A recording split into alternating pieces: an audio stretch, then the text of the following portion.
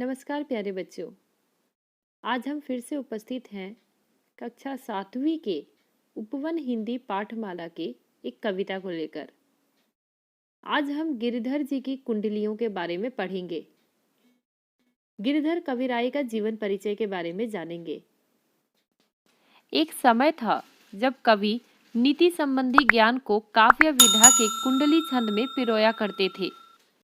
आज हम गिरिधर जी के कुंडलियों के माध्यम से बहुत सारे नीति संदेशों को भी जानेंगे। कुंडलियों को पढ़ने से पहले गिरिधर कविराय के विषय में कुछ बातें जान लेते हैं।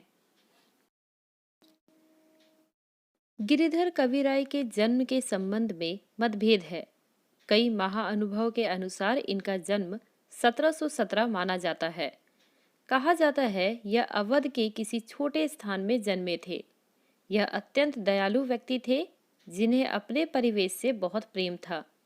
इनकी रचनाओं में जीवन के ज्ञान का अंश मिलता है जो मनुष्य को सही गलत का ज्ञान देता है, अच्छे बुरे में अंतर सिखाता है। इनकी जाति दाचित भाट कही जाती है, परंतु इनके जन्म के संबंधी कोई भी तथ्य पूर्णतः प्रमाणित नहीं है। इनके व्यवहार एवं आचरण का पता इनकी रचनाओं से लगाया जा सकता है। आइए अब हम इनकी कुंडलियों को पढ़ते हैं और उनके अर्थ को ग्रहण करते हैं। दौलत पाए न कीजिए सपने में अभिमान, चंचल जल दिन चारी को ठाऊ न रहत निदान। ठाऊ न रहत निदान जियत जग में जस लीजिए, मीठे वचन सुनाए विनय सभी के कीजे। कह गिरिधर कविराय अरे यह सब घट तौलत, पाहुन निस्दिन चारी रहत सभी के दौलत। इन पंक्तियों में गिरिधर कविराय कहते हैं हमें धन संपत्ति प्राप्त करके स्वप्न में भी घमंड नहीं करना चाहिए। यह संपत्ति तो जल के समान चंचल है, बहुत थोड़े समय रहती है। अंत में यह एक स्थान पर नहीं रहती है, क्योंकि संपत्ति स्थिर नहीं रहती। इसीलिए इस संसार में अपने जीवन काल में यश प्राप्त करो। सभी से मधुर वचन बोलिए और सभी के साथ विनय पूर्वक व्यवहार कीजिए। महाकवि गिरिधर कहते हैं कि धन संपत्ति सभी पास आकर उनकी परीक्षा लेते हैं। जो इसे प्राप्त करके कपट का व्यवहार करते हैं, उन्हें यह ध्यान रखना चाहिए कि यह संपत्ति तो 4 दिन रात थोड़े समय की मेहमान है, सभी के पास सदा नहीं रहती। चलिए अब हम अगली कुंडली देख लेते हैं। गुण के गाहक सहस नर, बिन गुण लहे न कोई। जैसे कागा कोकिला, शब्द सुने सब कोई। सब सुने सब कोय, कोकिला सबे सुहावन। दो को रंग एक, काग सबे भय अपावन। कह गिरिधर कविराय सुनो ह ठाकुर मन के, बिनु गुण लहे न कोई। सहस नर गाहक गुण के। इन पंक्तियों में गिरिधर कविराय जी कहते हैं कि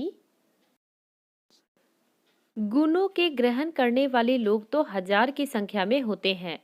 बिना गुण के वस्तु को कोई खरीदना या लेना नहीं चाहता। जिस तरह कौवा और कोयल के शब्द को सभी सुनते हैं, लेकिन कोयल की वाणी सभी को अच्छी लगती है।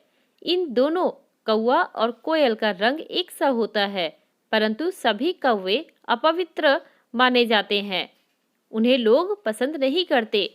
हे मन के स्वामी मनमौजी, कवि गिरिधर कहते हैं कि आप सभी इस एक बात को सुन लीजिए कि कोई भी व्यक्ति बिना गुण वाली वस्तु को ग्रहण नहीं करना चाहता।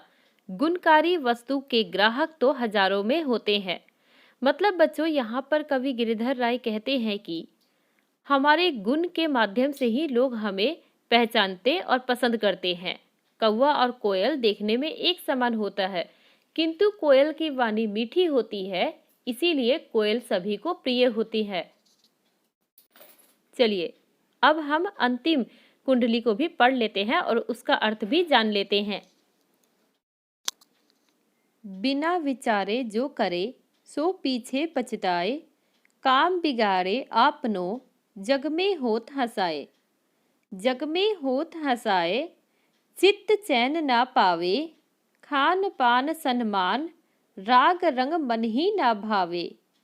कह गिरिधर कविराय, दुख कछु टरत न टारे, खटकत है जिय माही, कियो जो बिना विचारे।